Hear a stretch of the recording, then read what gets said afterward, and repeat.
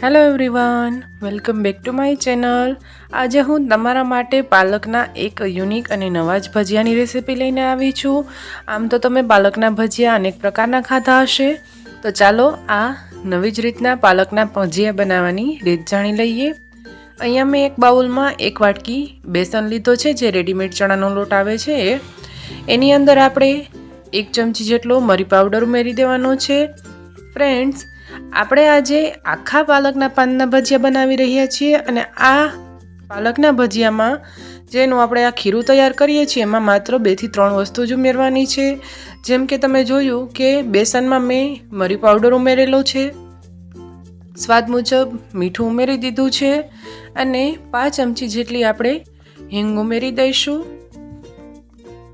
અને પછી આપણે હવે આ ડ્રાય મિશ્રણને પહેલાં મિક્સ કરી લેવાનું છે। તમે એને હાથેથી, ચમચીથી કે વિસ્કરની મદદથી મિક્સ કરી શકો છો।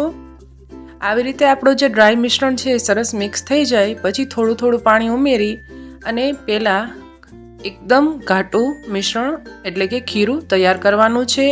જો તમે વધારે પાણી ઉમેરી અને પહેલાં જ એકદમ પતલું ખીરું બનાવવાનું કરશો તો ગાંઠા રહી જશે, એટલે થોડું થોડું પાણી ઉમેરી પહેલાં તમે આ જોઈ શકો છો આવી રીતે એકદમ ઘટ આપણે બેટર તૈયાર કરવાનું છે। આવું સરસ થીક બેટર તૈયાર થઈ જાય અને એક પણ ગાંઠા ન રહે પછી એમાં 1 ચમચી કરી અને 2 થી 3 મોટી ચમચી જેટલું પાણી ઉમેરી અને એને ફરી સરસ રીતે મિક્સ કરવાનું છે। અહીંયા તમે બેટરની કન્સિસ્ટન્સી જોઈ શકો છો, રિબનની જેમ પડે એવી છે, એકદમ પતલી એની અને એકદમ ઘટપણની। હવે અહીંયા મેં પાલકના પાન લઈ લીધા છે, મેં કૂણા પાન હોય એ લીધા છે, એને મેં ધોઈ અને સાફ કરીને લીધા છે અને દાંડલાનો ભાગ કટ કરીને લઈ લીધો છે। આપણે જે ભજીયાનું ખીરું છે એને 5 થી 10 મિનિટ માટે રેસ્ટ કરવા રાખી દેવાનું છે।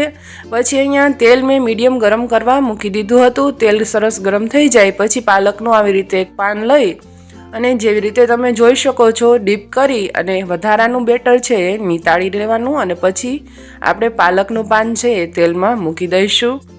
આવી રીતે એક એક કરી અને આપણે પાનને બેટરમાં ઉમેરવાનું, આવી રીતે અલટ પલટ કરી અને સરસ બેટરથી કોટ કરી લેવાનું અને વધારાનું બેટર છે એ આપણે નીતારી લેવાનું છે ટેપ કરીને। આપણે અહીંયા ફક્ત પાલકના પાનને કોટ થાય એટલું જ આપણે ખીરું લગાવવાનું છે અને ધીમો તાપ રાખશો એટલે 2 થી 3 મિનિટમાં આપણા ભજીયા છે તળાઈને રેડી થઈ જશે। તો ફ્રેન્ડ્સ, તમે જોઈ શકો છો સોડા ઉમેર્યા વગર પણ આપણા ભજીયા સરસ ફૂલી રહ્યા છે। જો તમારું પણ ભજીયાનું બેટર પરફેક્ટ બન્યું હશે તો તમારે પણ ભજીયા એવા સરસ અને પરફેક્ટ બનશે। આ ભજીયામાં સોડા ઉમેર્યા વગર પણ એ પોચા બનશે અને લાંબો સમય સુધી સોફ્ટ રહેશે। ફ્રેન્ડ્સ, આ ભજીયા બનાવવા એકદમ સરળ છે અને એના બેટરમાં 2 થી 3 વસ્તુ જ આપણે ઉમેરેલી, મરી પાવડર, મીઠું અને હિંગ। બેસનમાં આ 3 જ વસ્તુ ઉમેરવાની છે, આપણે ન તો કોઈ તેલ કે સોડા કે બીજા કોઈ મસાલા ઉમેરવાની જરૂર નથી, છતાં પણ આ ભજીયા ટેસ્ટમાં લાજવાબ બનશે અને ખૂબ જ સરસ બને છે, લાંબો સમય સુધી સોફ્ટ રહે છે અને તમે જોઈ શકો છો ભજીયા છે એ સરસ ફૂલી પણ ગયા છે। આવી રીતે લાઇટ ગોલ્ડન કલર થાય એટલે આપણે ભજીયાને નીતાળી અને પ્લેટમાં કાઢી લઈશું। તો અહીંયા તમને હજુ એકવાર પ્રોસીજર બતાવી દઉં।